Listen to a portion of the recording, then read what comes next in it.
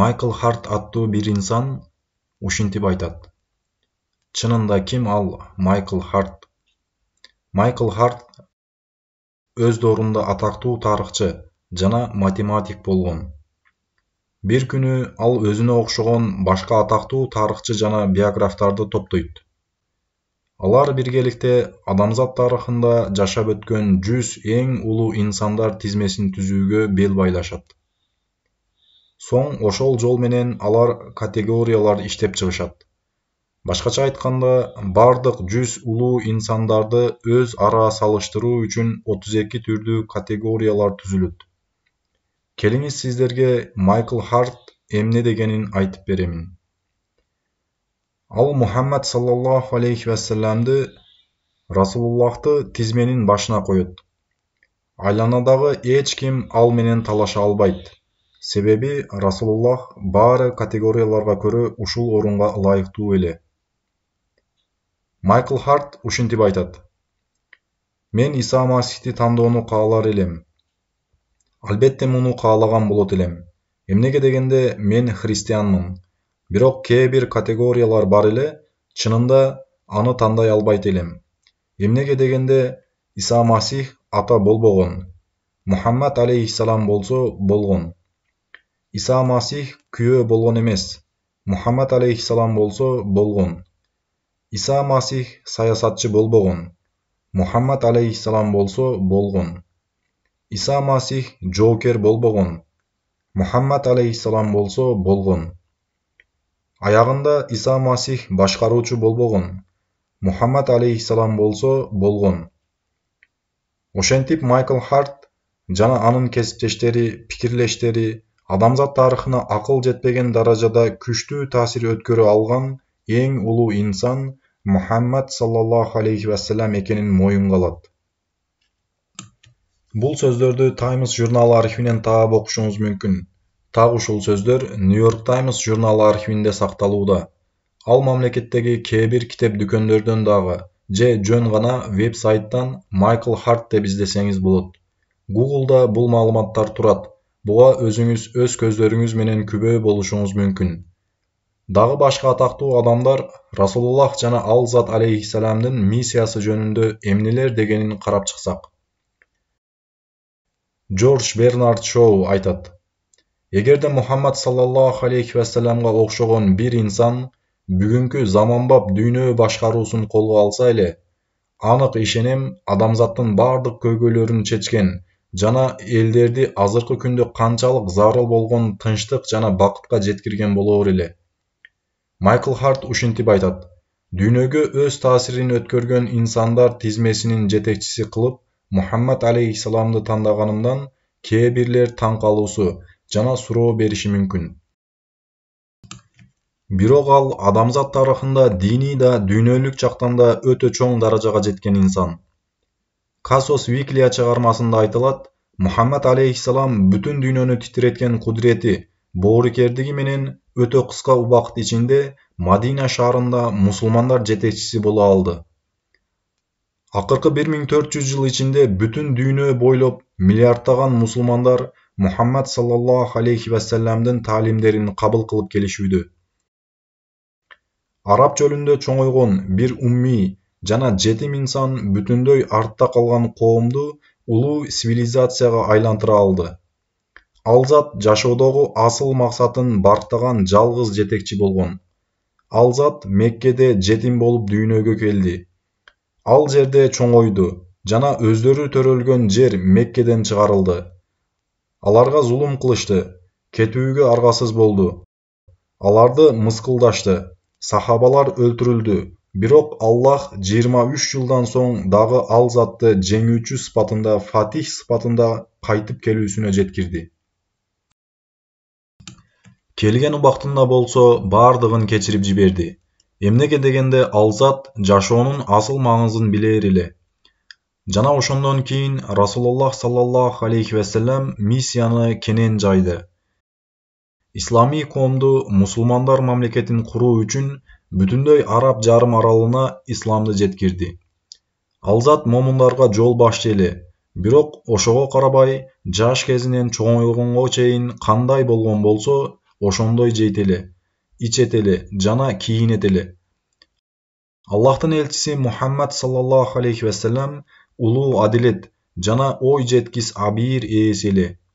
Ал зат өз колундагы мал-мүлктү, үй-бүлөсүнү досторуна берип жибербеди. Ал зат жактырган кишисине бир өкүмдү, жактырбаган кишилерге башкача туура эмес өкүмдү кылбады.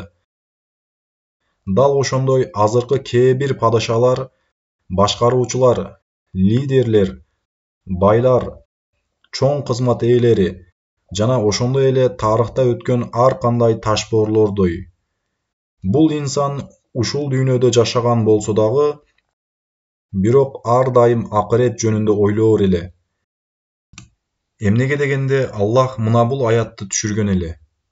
Al-akhiratu khayrun wa abqa.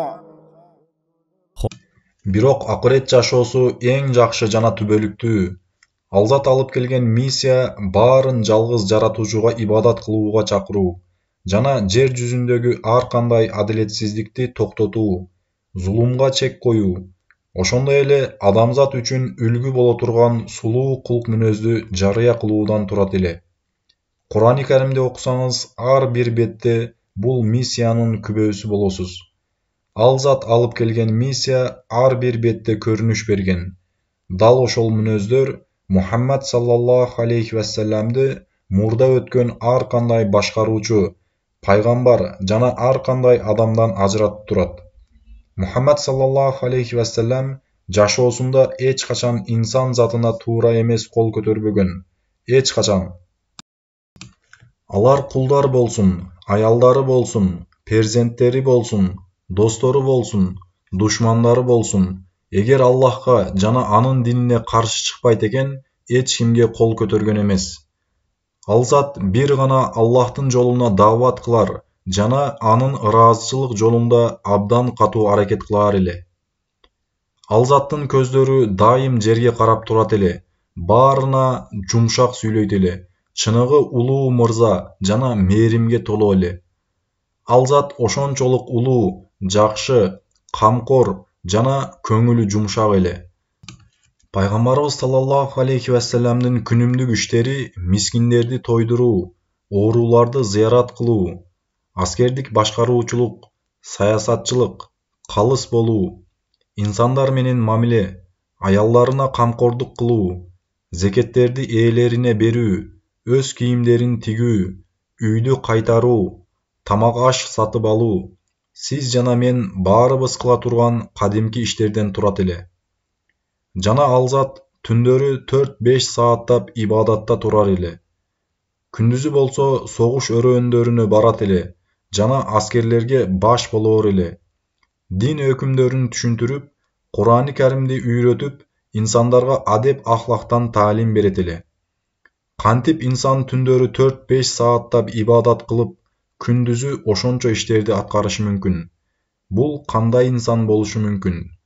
Ал зат расул эле. Ал зат пайгамбар эле, миссия алып келген наби эле. Баары мусулман жана мусулман болбогон бир туугандарым. Мухаммад алейхиссалам Кур'ани Каримге көрө бардык мусулмандар үстүнөн күбө. Ал зат пайгамбардан башка эмес эле. Ал зат баары менен жумшак эле. Ал зат улуу ырайым ээси жана баш тартып болбой турган чындык менен жиберилген умми пайгамбар эле. Ал зат адамзатка ырайым болуп келген пайгамбар, момундар үстүнөн күбө эле. Момундар болсо бүтүндөй адамзат үстүнөн күбө. Ааламдарга ырайым болуп келген пайгамбар жана үммөттөрүнө эң кооз үлгү, баары инсандарга жана жиндерге жиберилген эң акыркы пайгамбар. Ал зат баары түзүмдөр үстүнөн жеңишке жеткен жана ал зат эң кооз кулк мүнөз менен жаратылган. Эй мусулман жана динсиз бир туугандар, бүтүндөй тарыхта Мухаммад саллаллаху алейхи вассаламга салыштыруу мүмкүн болгон бир да инсан жок. Конфуций дагы, Гуатама Будда дагы, улуу Александр дагы, Наполеон Бонапарт дагы, Юлий Цезар дагы, Константин дагы, Махатма Ганди дагы, падыша Ричард дагы, Падиша Фердинанд дагы, Винстон Черчилль дагы, Чарльз Дарвин дагы, Дэн Сяопин дагы, Карл Маркс дагы, Альберт Эйнштейн дагы, Мартин Лютер дагы, же кичи Мартин Лютер Кинг дагы, Джордж Вашингтон да, Джон Кеннеди да, ошондой эле Билл Клинтон дагы, Тони Блэйр дагы, Джон Ховард дагы, чоң Джордж Буш дагы, кичи Джордж Буш дагы, сиз дагы, мен дагы, ата-энелерибиз дагы, ата-бабаларыбыз дагы, бир дагы ата-тегибиз. Эч ким бул улуу инсан Мухаммад саллаллаху алейхи вассаламга тең боло албайт. Мусулман болбогон бир туугандарыбызга айтамын. Бүгүн эле үйгө барып, Мухаммад саллаллаху алейхи вассалам жөнүндө окуңуз, эгер кайратыңыз жетсе. Эгер өзгөрүүдөн коркпосоңуз, анткени Мухаммад саллаллаху алейхи вассалам жөнүндө ачык көңүл менен абийир менен окуйт экенсиз, жүрөгүңүздө бул инсанга карата чоң сүйүү жана урмат пайда болот. Жана бул сүйүү бир гана жүрөгүңүзгө, балким бүтүндөй жашооңузга, үйүңүзгө, үй бүлөңүзгө кирип барат. Балким сиз да Мухаммад саллаллаху алейхи вассаламдын үммөтү болуп калууну каалап калсаңыз. Мындай кылышыңыз менен ал заттын даражасы көтөрүлүп калбайт. Же биз үммөттөргө да бир пайда жок, балким бир гана өзүңүзгө пайда кылган болосуз. Ошондой экен сизди Мухаммад саллаллаху алейхи вассаламды сүйүүгө, ал затты бартоого жана урмат кылууга чакырабыз.